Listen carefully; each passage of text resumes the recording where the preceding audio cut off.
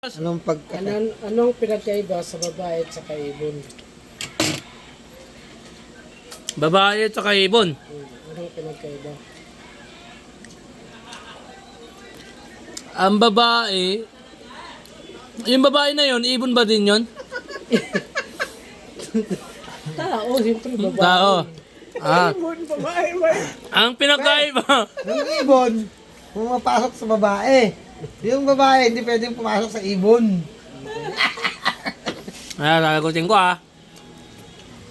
Ang pinagkaiba nilang dalawa. Yung ibon, animal.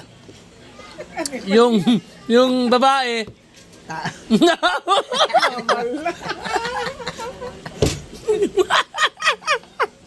ikaw naman po, sagot mo po. Sirit na sirit. Ikaw naman rin. Ha? Kaya sasagutin ni boss ng saglit. Hindi, sasagutin na niya eh. Nga, sasagutin na nga. Ay, ikaw na muna. Ikaw muna. Yung ano ni boss. Baka may Wala nga ako. suggestion siya eh.